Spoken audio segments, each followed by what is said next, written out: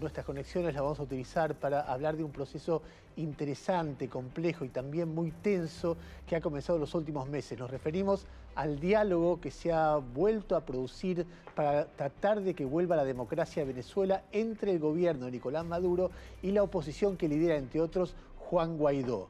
Decía, para eso vamos a usar nuestras conexiones. ¿Cuál es, María, nuestra primera conexión? Bueno, vamos a empezar precisamente con el presidente en ejercicio actualmente en Venezuela, con Nicolás Maduro. Nicolás Maduro empezó siendo un presidente que era percibido, Ernesto, como un presidente débil, como el heredero político de Chávez. Y sin embargo, si uno piensa en el tiempo transcurrido, ya lleva más de 8 años y medio en el poder, 11 años llevó Chávez, es casi el mismo periodo. Y sin embargo encuentra una situación muy angustiante, muy dramática, sobre todo para los venezolanos, que lo ha llevado a Maduro a tomar una decisión de tratar de negociar con la oposición a cambio de buscar un reconocimiento de la comunidad internacional. Estoy de acuerdo, lo ratifico. Con una gran mesa de diálogo nacional. Increíblemente, las negociaciones, el diálogo empezó. Esto no se entiende si no se mira la escena internacional y por eso nuestra segunda conexión es Joe Biden, el nuevo presidente de los Estados Unidos.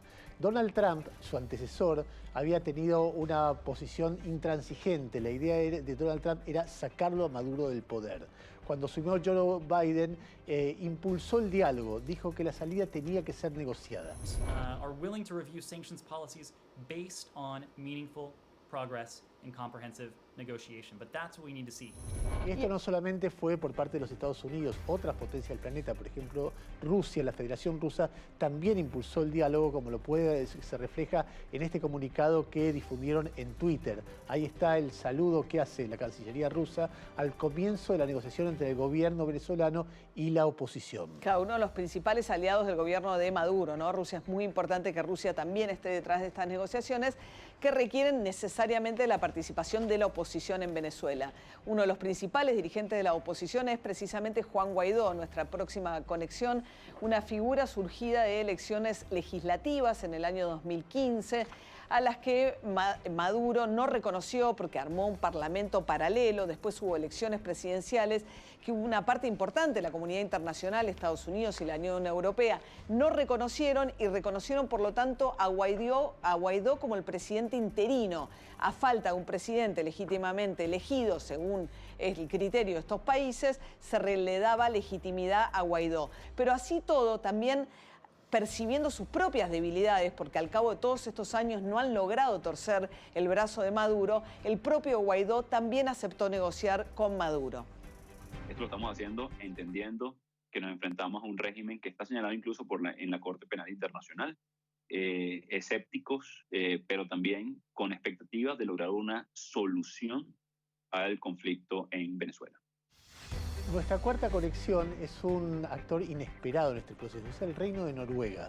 Uno se pregunta, ¿qué tienen que ver los noruegos con esto? Bueno, Noruega tiene una larga tradición como mediador de conflictos lejanos, desde conflictos en Sri Lanka, Colombia. De hecho, los acuerdos de Oslo que estamos viendo entre Yitzhak Rabin y Yasser Arafat se hicieron en Oslo, o sea, en Noruega, y hubo negociadores noruegos en el medio. Quien está encargado de esta negociación, de la negociación venezolana, es un hombre con mucha experiencia, se llama Dag Nylander, es el presidente del Centro Noruego para la Resolución de Conflictos, trabajó mucho en el acuerdo de paz en Colombia que se negoció ante años en Cuba, y decía esto. Nadie más puede resolver esta situación por ustedes. Es nuestra expectativa que las partes entren en este proceso con una actitud seria y constructiva. Las negociaciones, Ernesto, se están llevando a cabo en México, también con la participación del presidente Manuel López Obrador, lo cual nos lleva a nuestra próxima conexión.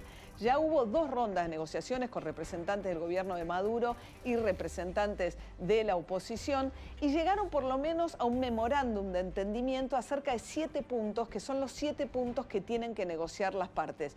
Básicamente lo que hay en juego por parte de Nicolás Maduro, como lo escuchábamos antes, tiene que ver con la urgencia del régimen por lograr cuanto antes el levantamiento de las sanciones de la comunidad internacional. Sanciones levantadas o nada es la consigna. Sanciones levantadas o nada. Y de parte de la oposición, a su vez, lo que más piden tiene que ver con elecciones libres, competitivas, sin proscripción, transparente, con garantías suficientes y que no va a haber una cancha inclinada y que permita una auténtica competencia democrática. Para poder ir a elecciones necesitas candidatos, no pueden haber candidatos inhabilitados, no pueden haber presos, no pueden estar secuestrados los partidos políticos. O sea, la elección no es solo un voto.